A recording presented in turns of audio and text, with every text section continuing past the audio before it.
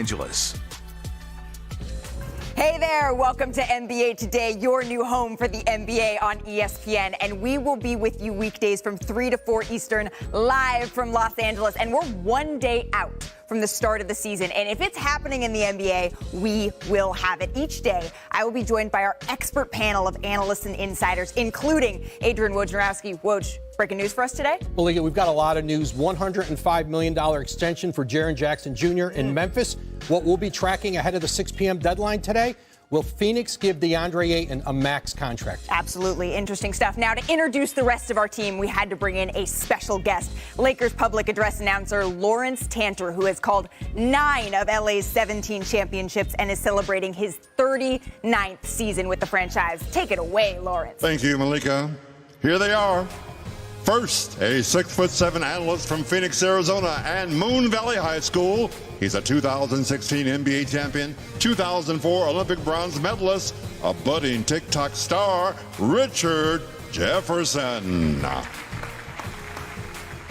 Yeah. A 6'3" forward from Tomball, Texas and Stanford University. She was the #1 pick in the 2014 WNBA draft and Rookie of the Year. A 2-time WNBA All-Star, Chiney Ogwumike. Born and raised in Connecticut before attending Dartmouth College, host of the widely popular The Low Post podcast, senior writer Zach Lowe. A 6'10" former McDonald's All-American and 2008 NBA champion. An expert at carrying the hell on. Introducing the toughest guy in the room, Kendrick Perkins. The Simmons saga rolls on in Philadelphia. Doc Rivers addresses the media, and Woj has the latest on the Sixers' disgruntled star. And the drama continues to unfold in Brooklyn. How will Kyrie's absence impact the potential for James Harden to become the NBA's first $60 million a year player? Plus, a storm is brewing in the Eastern Conference. Who is the team to beat? Does the buck stop in Milwaukee? NBA Today starts right now. Let's get right to it. It's been 90 days since we last had NBA basketball, guys, but the news hasn't stopped. So, Richard, what's the biggest offseason storyline? Well, I think it's got to be Kyrie Irving, mainly because, they are the favorite team to win a championship. They finally have everybody back and healthy, and then obviously the COVID-19, the vaccine protocols, which is an NBA or which is a New York City thing. It's not an NBA thing. So that has actually turned into something bigger than basketball. So I think that is the biggest question that's leading into this season. What's going to happen there? Absolutely. And that still has yet to play out just a little bit more. So that is true. Then, Zach, what is the most impactful acquisition this summer? You could go Kevin Durant's extension. You could go Zion acquiring a broken foot.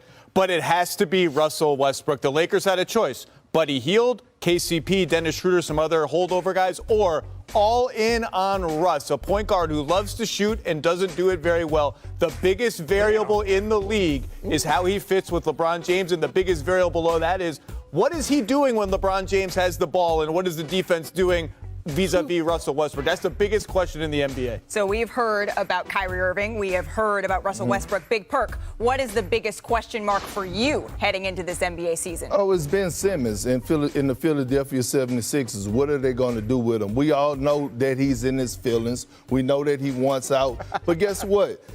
Teams have been trying to trade and offering a box of Clorox wipes, Lysol, and Fabuloso for the mess he cleaned up. So if I'm Rich Paul, I'm telling Ben Simmons, hey, man, you got to play. Help me help you. Go out there and perform well so that I could get you out of Philly. Well, speaking of, Ben Simmons practiced with the Sixers today, and afterwards, Doc Rivers had this to say. Yeah, he played more, for sure, today, and we're just going to take our time and keep building.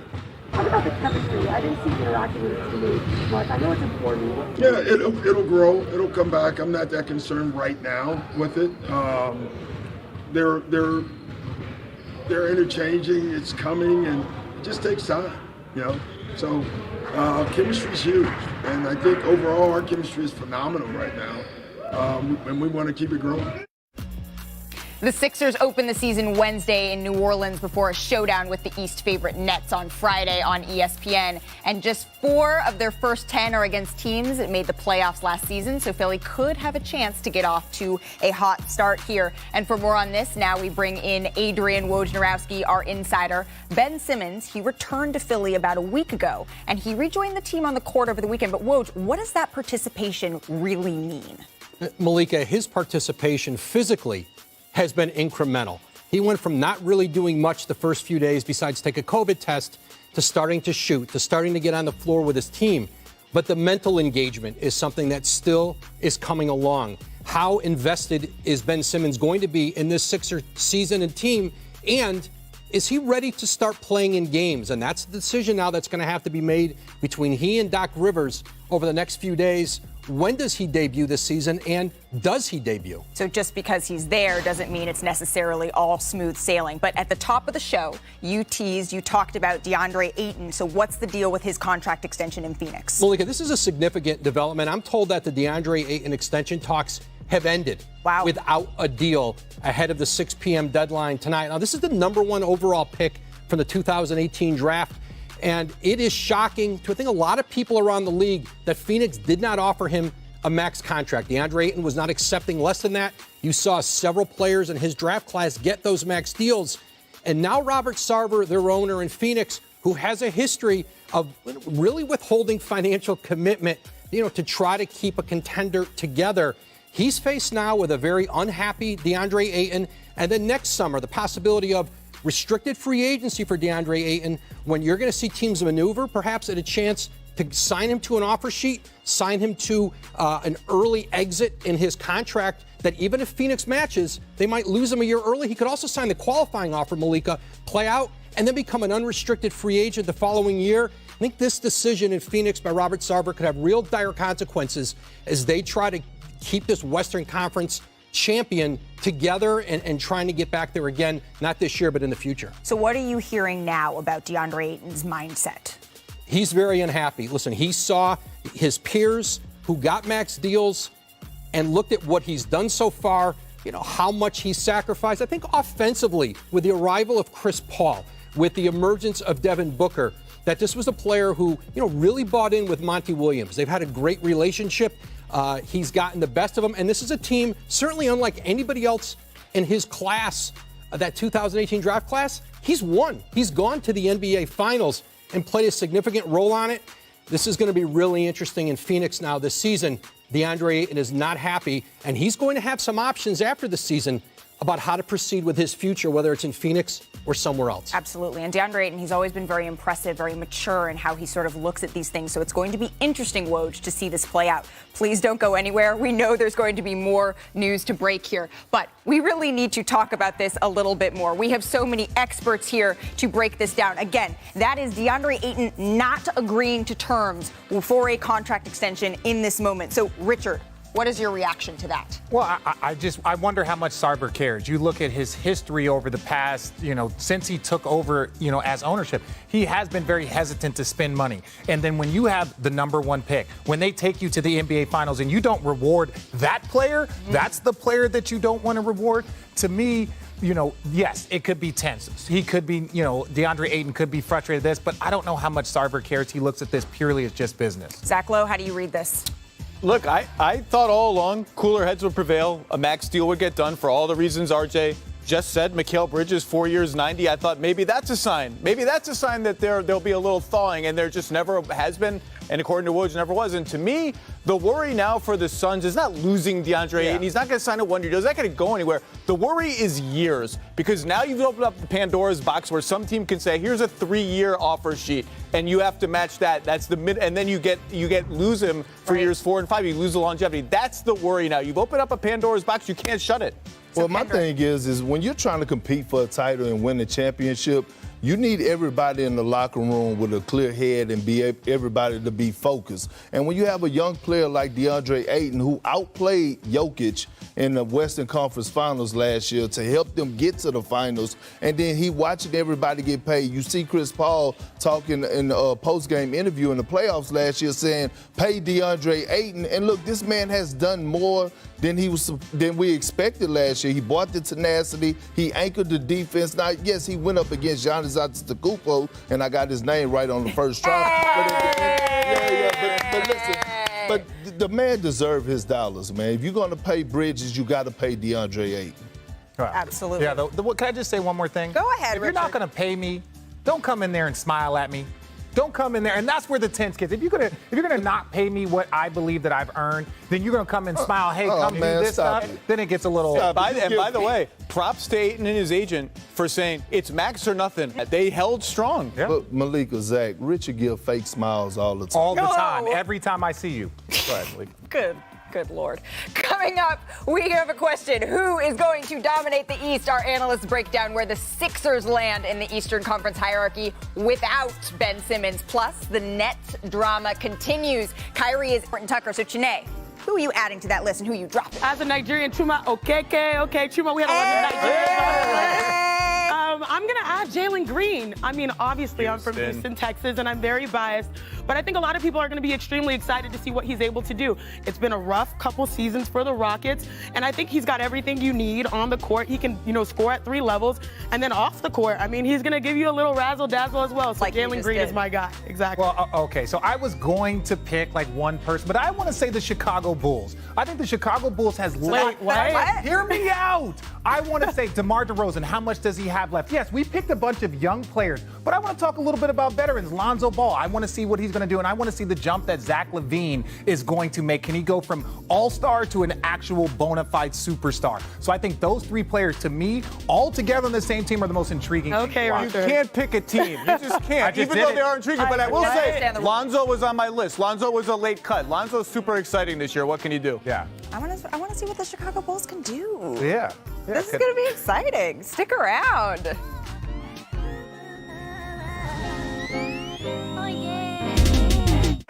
Year, $45 million extension off of his current deal. So now that ties him to Indiana for 4 years, almost $90 million. He's an important part for Rick Carlisle. As he starts out in Indiana, his leadership has been a big part of trying to get this locker room back together, get this Indiana team back in the playoffs. Absolutely. So it's a big day for extensions around the league. What's going down? What are you hearing? Well, Jaren Jackson Jr. in Memphis, 4 years, $105 million, one of the cornerstone players with Ja Morant to that great young core with the Grizzlies. We know we had Mikal Bridges yesterday, $90 million done in Phoenix. They're still talking to Landry Shamet in Phoenix about a rookie extension. And as we reported earlier, the DeAndre Ayton talks have ended. Still talking about Landry Shamet, still seeing how that is going to shake out. Appreciate you, Woj. More from you shortly. But first, we need to talk about the WNBA Finals, where the Chicago Sky captured their first WNBA championship. They took out the Phoenix Mercury. So let's get to the highlights. The Sky trailed the Mercury by double digits in the fourth quarter, but they had a comeback for the ages. Stephanie Dolson swings it to Allie Quigley. Quigley knocks down the 3. Quigley had 26 points, less than 3 minutes to go. The Sky down by 5. Candace Parker finds a cutting Kalia Copper. Copper finishes. 3-point game. Next Sky possession, Courtney Vandersloot fires a pass to Parker. Parker drills a 3. Tie game at 72. And 1:30 left, still tied. Dolson cuts to the basket. Dolson scores at the rim. Sky take a 2-point lead. Chance the Rapper, look at him. He's loving it. So we have 30 seconds left. Sky still leading by 2. Vandersloot gets in the lane. Vandersloot stops. Bang, bang, hits the fadeaway jumper. Vandersloot, 10 points, 15 assists, 9 rebounds. Lead back up to 4. Parker, look at her. She can feel the Sky. They're getting close. Candace, boom. That's it. That'll do it. Candace goes to hug her family courtside. Parker and her teammates getting a little emotional after the game. Big to do something in this space when, and I'm just going to keep it real, I've always had to prove my intelligence. Always. But the hard work gets your intelligence in the room. So once you work hard, people start to listen to you. And I understand that. And I've understood that from an early age, that, I have to be different, or not just different, just be visible and represent good visibility instead of the visibility that they try to put on us. What a series it was for the Sky, who became the first team in WNBA history to win the title without a winning regular season record. That's after Chicago became the first team to overcome a double-digit fourth quarter deficit in the finals in that Game 4 clincher. Janae, what you got? All right, so the Chicago Sky won a WNBA championship behind, Candace Parker. Let's give her flowers. Yes, but yes, also there was a yes. record-breaking performance by the point guard Courtney Vandersloot, and she had 50 assists through 4 games in the WNBA Finals. Ooh. How do you do that when you're 5'8"? And I don't know, I play against her. She's more like 5'6", 5'7". I'm gonna show you exactly. It was 90 seconds left, and this was the assist that really mattered the most. So, who wants to be Candace Parker? Who wants to be Stephanie Dolson? Big Mama Steph. Big Mama Steph, come to me. Candace Parker. Candace Parker on the wing. So if you're 5'8" and you're slicing and dicing, oh, you're Candace Parker? Yes. Okay, all right, bunnies. If you're 5'8" and you're a point guard and you're slicing and dicing, how do you get the freedom to find the open man? Well, all right, you're my screener, Big Mama Steph. Yeah. Everyone thinks, you react off of the first screen, right? Bait, gotcha. You know the twist rescreen? Yeah. Hit you with another. What happens when you twist rescreen? Ooh, you got the roll. You got the roll, so guess what? The help in. Candace Parker, wide open shoots. We should not have. Don't you dare. Oh, come on. Give me that. God. So you bait in the defense. I'm just saying, I didn't want to split my It's suit. all right. We have a lot of shots coming. Right. You bait in the defense, and that's how Candace Parker was able to hit that dagger shot with 90 seconds left. And guess what? Sky won it. It's harder than it looks. Look, show Perk. We'll get our reps up in the break.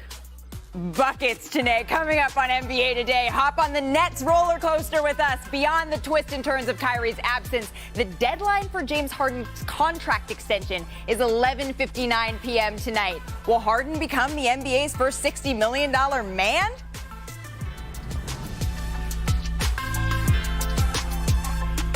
And tack on a 3-year, $161 million extension on top of that. Or he can let that deadline pass and next offseason could secure a $270 million bag with the Nets. So I sat down with Harden to get some insight into how he's approaching this contract decision. I think throughout the course of my career, I've never been a free agent before. So I've always just been, loyal and just signing, contract extension and just being there. I just want to take my time with it. It's going to be very, very difficult to leave here, or even to leave Kevin Durant and Kyrie Irving. Yeah. But I think this season I just want to focus on winning the championship, and everything else will work itself out. So for more on this, we welcome back senior NBA insider Adrian Wojnarowski. And Woj, this deadline is coming fast. What have you heard that James Harden may decide? And Malika, all indications are that James Harden's going to let this deadline pass and address his contract extension in Brooklyn next offseason, where, as you said, he can make a lot more money. Brooklyn is confident that James Harden wants to be there long term. And the fact that Kevin Durant signed his extension in this offseason, that's a pretty good indicator that he knows James Harden is confident in his future in Brooklyn. Thanks so much, Woj. Don't go anywhere. We may have more news coming up, but I want to stick with James Harden here because there is so much that we need to get into. And this is really interesting because Kyrie Irving isn't with the team and Harden is at the core of what Brooklyn is trying to do, and that's win a championship. So now I want to welcome in our front office insider, Bobby Marks, so we can further dissect what's at stake here for Harden. So, Bobby, does it financially make sense for Harden to sign right now? Oh, Malika, it makes a lot of sense to play out this season here because Harden will attempt to do something that nobody has ever done before. Become the first $60 million player in NBA history. Wow. If he plays out this season, he opts into his $47.4 million contract for next season, and then he'll be allowed to sign a $223 million extension. Malika, the last year of that contract, $62 million. That is a lot of money for the former MVP. That is a ton of money. Bobby, thank you so much for breaking those numbers down for us because they do get a little complicated. So if Harden doesn't sign by 11:59 p.m. Eastern, that doesn't close the door on his staying in Brooklyn. In fact, the Nets are the only team that can offer him $270 million over the next 5 years. So let's talk about how this affects the Nets with Richard Jefferson, Zach Lowe, Kendrick Perkins. Richard, I'll start with you. Let's go on the court. Harden, no Kyrie, at least to start the season. So how do you see that, the necessity coming in there? Well, I think this was so crazy about Kyrie Irving, who was a third-team All-NBA player. He's the third best player on that team. And, arguably the third most important player. And that's no disrespect to Kyrie. It's just you have all-world in Kevin Durant. And then you have James Harden, who has proven he can go 30 and 12 at any point in time, get everyone else involved. That's part of the reason why Kyrie gave up that responsibility, because James Harden is one of the best, if not the best in the world, at scoring and assisting.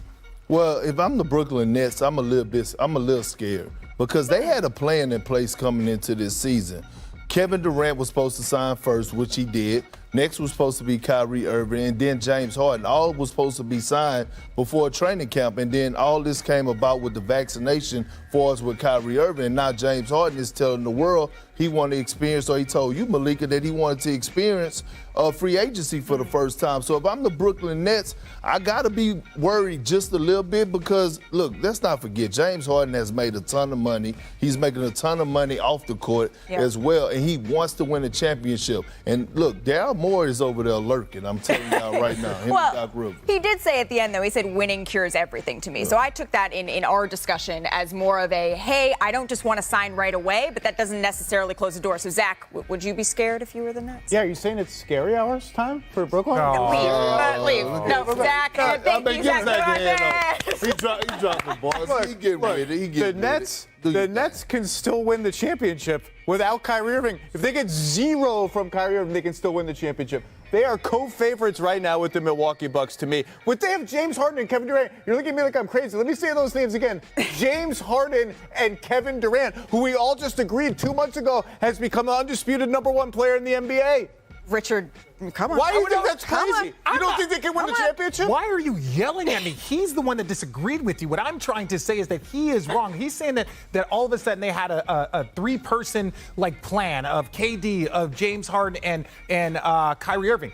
Well, it just showed that financially it makes more sense for James Harden to wait at the end of the season. So if I'm James Harden, I don't give a damn what your plan is. I'm not signing a contract on no bones day. That's what I'm sorry. I'm not doing that. So we've talked a whole lot about Kevin Durant. Woj mentioned, having Kevin Durant locked up should give the Nets some sort of confidence, right, that they're going to be able to move forward. But Perk, you played with Kevin Durant in Oklahoma City coming into the season, telling me he had unfinished business. That's what he was saying. So when Durant goes into that mindset, I got unfinished business. What does that look like behind the scenes? MVP. And look, I picked Joel Embiid, but with Kyrie Irving being out, I'm going with Kevin Durant. I watched Kevin Durant and played with him his MVP season when Russell Westbrook was injured and he went out. Kevin Durant is willing to take his game and capable of taking his game to another level. We saw that last year. He's just that special. So KD is going to rock with James. They have a chemistry. James Harden is going to move to the point guard. KD might lead the league in scoring. And remember, there was a time, like the first 20 games with James Harden in Brooklyn before he was injured, right? People were saying, wait a second, is it possible he might win MVP after sandbagging it for the Houston Rockets? He's going to be incredible. He's going to find the right balance. Like, he was overpassing a little bit when he first got there. He's a little deferential, like, I want to get everyone involved. Then he found his sweet spot. I think he's going to be the best version of James Harden in the right sweet spot for him. I think he's going to have a monster season. I saw Perk talking, and then I saw Richard's eyes getting big. Well, so anytime he says anything. But to his point, Kevin Durant is one of those individuals, and we saw it in the postseason now. We saw that he was playing 45 minutes, 50 minutes in the postseason. That's not what you want. And so same as LeBron James, he might not be able to play enough minutes and enough games to win an MVP because you want to conserve him.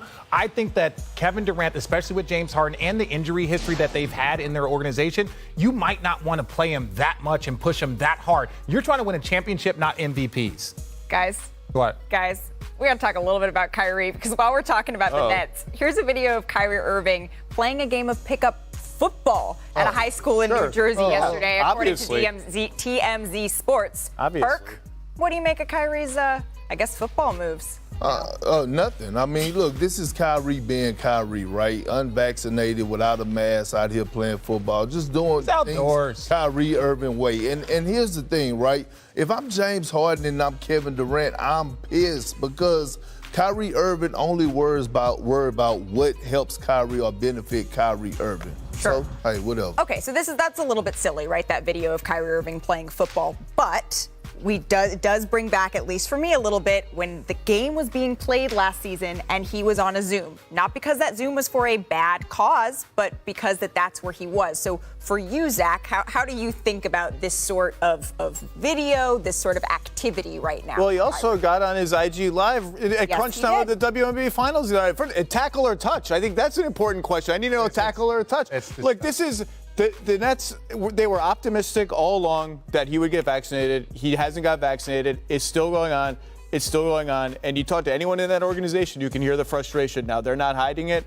And I don't think stuff like this is going to help. I don't know what the future holds for this relationship between player and team anymore. Can I play devil's advocate? Look, he's just staying in shape. He's training, he's running, he's keeping his conditioning up. He did say he did want to keep that. He said he's going to continue to train because eventually he's hoping that something one way or another will give and he will be able to. Now that part I question. What is going That's to just give? What he that is said, that is the number one question. What is going to give? Is the city going to change the mandate? Is the team going to allow him to practice and play in half the games? I don't think I see any scenario where those two scenarios changes. So the only thing that can change is whether or not he chooses to take the vaccine. So hopefully he stays in condition. I think Kyrie will stay professional and will stay in conditioning, maybe not playing tackle football, but ultimately that just is what it is. Kyrie's just going to be doing things, just trying to stay in shape. Right, but for now, it seems like it's going to be a little bit of a waiting game. We've talked a lot about the East, so let's talk about the West. The Lakers and the Warriors tip off the season tomorrow night. Next up on NBA Today, we will tell you the biggest question mark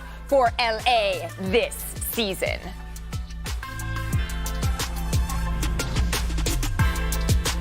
Of the defenders on the league. On the offensive end, you're missing a 6'10" point guard. So, Chene, let's focus on what Simmons does well. You know, it's so easy to shade Ben Simmons based on how the playoffs went last year, but he still has real value.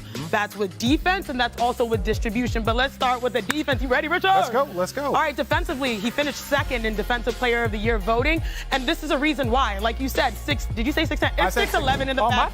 My fault. Deflections, he's top 5 in the NBA in deflections, and what I love here is he's always present in the defensive play. This is a closeout, athletic, stays within the play, doesn't foul, and this is what gets him going. So defense is his bread and butter. Now, I love this. He's switchable. He can guard anyone. But, you know, they always say play the ball, not the player, and he played the ball. Got the interception, baby! And they're off and running. So defense is his bread and butter. But then let's talk a little bit about his distribution, because right there, that's exactly what Philly does. They want to get easy, fast break points. So Ben Simmons, he still has real value, even though I know it's kind of a little bit of like a Cold War metaphorically over there in Philly. Yeah, okay. Now, look, if there is no Ben Simmons for the foreseeable future, let's take a look at how they should probably play given the talent that they have. That means that you have a big fella. That means the big fella, the guy that was second in the MVP voting behind Jokic. Look, he takes his time. He should touch the ball every single time. And look, when you don't have Ben Simmons, that means, and Ben Simmons led the NBA in fast break assists the last 2 years, so you have to play a slower, deliberate game. What does a slow, deliberate game look like? I'll show it to you. That's the big fundamental. Look, you get him the ball. You know you're not going to double team him. And this is against Shaq. And all he's doing is taking his time. That's what you should do. You should use the same San Antonio system. Look, give them the ball. Take your time. Create space. And then if they come down and double, Joel Embiid can do exactly. And look at the score. 52-50 in the middle of the third. That's what you have to do if you don't have Ben Simmons and you only have Joel Embiid as your primary superstar. You have to play a slow down, more deliberate game. Let's go, teammate. Let's go. Good job out there, girl. Good job out there. So. Y'all made that look good. You made that look good. Looking ahead to tomorrow, the Warriors and the Lakers open with the latest showdown between Steph and LeBron. James has a 9-7 head-to-head advantage in the regular season, but Curry's squad won 3 of their 4 finals series. The Lakers enter the season as the West favorites per Caesars with a squad that combined for a 57 All-Star selections, the most going into a season in NBA history per Elias. The Warriors have the second shortest odds to win the West and the fourth shortest to win the title. And no other team to miss the playoffs last season ranks higher than 14th in the title odds.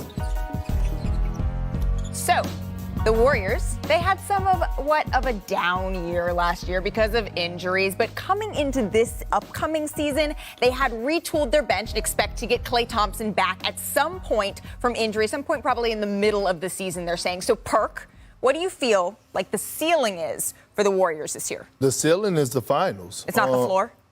The roof? Ceiling right. The ceiling is the finals. And when you watch the way that the Warriors have played, even in the preseason, right? I'm a guy that you try to establish your identity from the jump. Being on the championship team, you don't take preseason for granted. And the way that Steph Curry was attacking preseason, the way that we saw Jordan Poole getting better, right? And then when you look at the others, they're playing well. They're cutting without the ball. Andre Iguodala is back at home again. And then they're always going to play defense, led by their anchor in Draymond Green. And now when you get Klay Thompson back, a guy that is shooting from the parking lot, look at Steph giving the wiggle. I'm just saying, I got the ceiling for the Warriors is going to the finals. Before Zach goes, can you give a wiggle? Yeah, I do. Yeah. Hey. What do you think, Zach? Antoine Walker would not be proud of that. I feel sorry for his loss.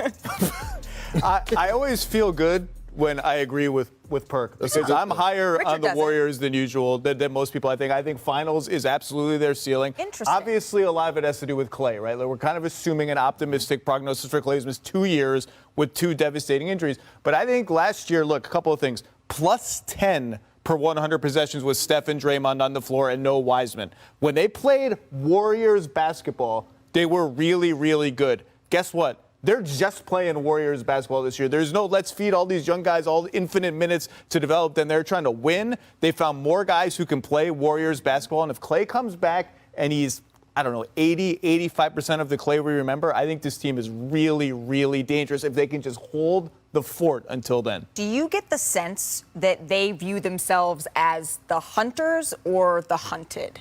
I think they always view themselves as whatever the top is. I don't think Steph and Draymond have ever stopped conceiving of the Warriors as the hunted, I guess, as a team that can absolutely beat anybody on any given night as long as they're healthy. Absolutely. Hey, Richard's cell phone's ringing. Should we answer? No, but it's... Just kidding. All right, Zach, let's move into the Lakers. The Lakers are the betting favorites in the West and have made some big acquisitions in the offseason, and health has been a concern for the Lakers stars. Zach, what concerns you most about the Lakers heading into this season?